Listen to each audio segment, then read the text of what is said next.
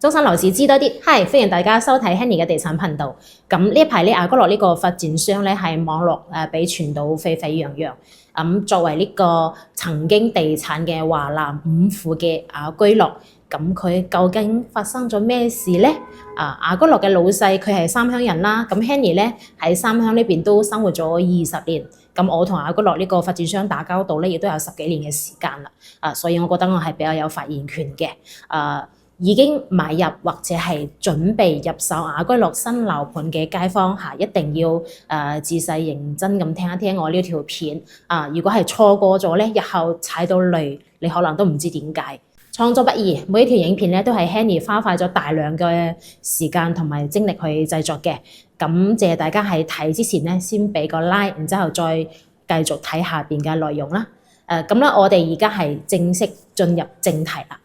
簡單嚟講咧，雅居樂係因為佢嘅資金鏈斷裂，被佢嗰個昔日嘅合作夥伴申請咗清盤呈請，亦即係向法院申請咗強制破產。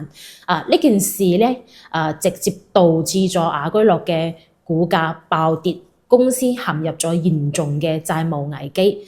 事情嘅起因咧係一個失敗嘅文旅項目。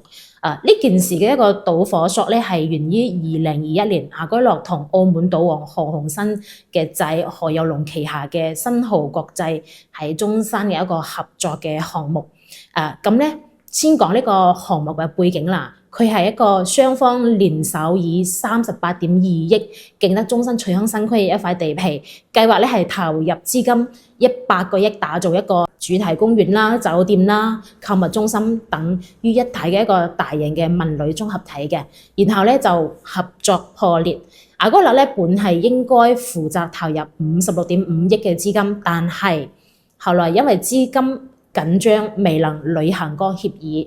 新濠國際喺2022年咧就發出咗終止合作嘅通知。2025年嘅9月份咧，仲裁雅居樂係需要支付1859萬美元，亦即係1.33億人民幣嘅一個款項，但雅居樂咧係一直未有支付嘅。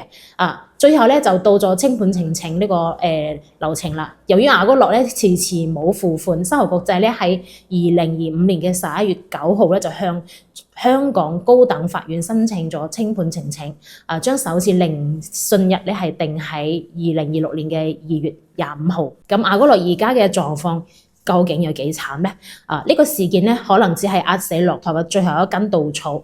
雅居樂咧早已經深入咗債務嘅一個泥潭啦。巨額負債啦，截至2025年嘅6月份，雅居樂總共係借咗474億，其中咧1年內咧就要償還嘅短期債務咧係高達379億元嘅，但係咧佢公司嘅手頭上可以喐嘅現金咧只有30億，所以佢嘅資金缺口咧係非常非常之巨大嘅，業績慘淡啊！2025年嘅上半年咧，雅居樂虧損咗80.3億元。收入咧同比下滑咗35.8%。創始人套現離場，有爆料話咧就創始人陳作霖家族咧自2005年上市以嚟咧，通過減持股份等方式累積套現超過150億元，而普通員工同埋購房者咧真係成咗最後嘅承擔者啦。咁呢一次事件咧對我哋購房者同埋業主有咩影響咧？呢個係大家最關心嘅一個問題啦。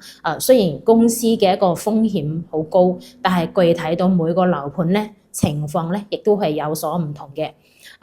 保交樓咧係關鍵。目前雅居樂咧正喺度自救，已將追回嘅一部分資金專項用於保交樓一個監管一個賬戶啦。咁就意味着只要樓盤所在地嘅一個政府監管到位，大部分嘅期樓咧項目咧都係有希望交付嘅。業主應該點算咧？有律師就建議啦，業主咧首先要保持關注，冇放對於已經停工嘅樓盤咧，冇輕易咁支付剩餘嘅尾款。如果樓盤建設嘅進度良好咧，可以繼續關注保交樓一個政策嘅一個推進情況啦。總體嚟講咧，雅居樂正係處於生死存亡嘅一個窗口期。佢公司咧都係表示會極力反對呢個清盤呈請嘅，並推薦呢個境外債務重組。但係短期內咧，購房者同埋投資者咧仍然需要謹慎咁觀望啊。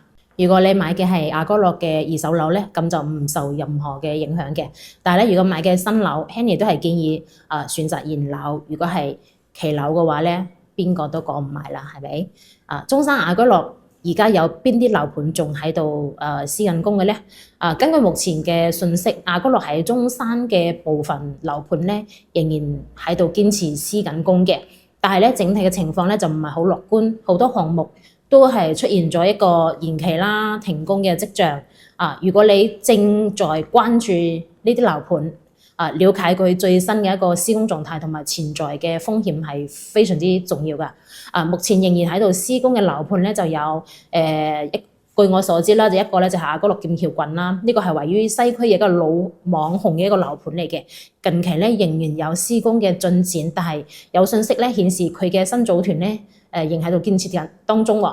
但係咧亦都有博主實地探訪時候發現咧，雖然有啲樓棟咧已經見到差唔多成20層啦，但係現場似乎咧就睇唔到施工嘅工人進度咧係有所放緩嘅。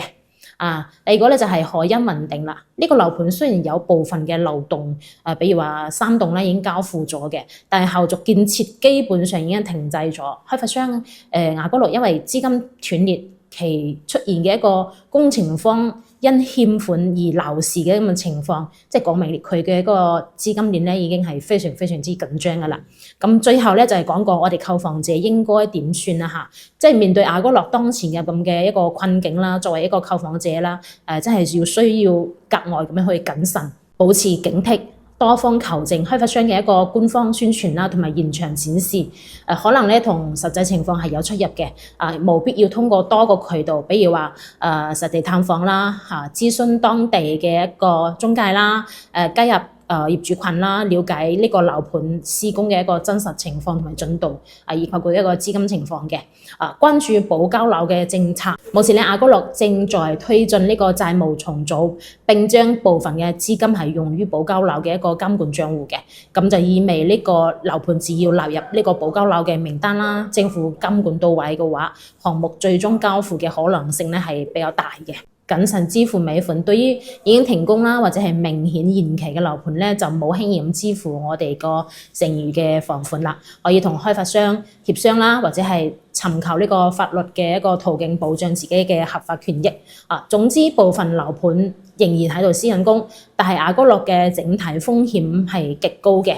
喺做決定之前啦，一定要充分咁評估自身呢個承受呢個風險能力啦，冇盲目咁去抄底。咁好啦，又到咗我哋節目嘅尾聲啦。Henny 咧每日都會喺度同大家分享中山樓市一個最新嘅資訊啦，以及房屋買賣嘅乾貨等等嘅。有意向中山樓市嘅各位街坊，歡迎訂閱 Henny 嘅頻道。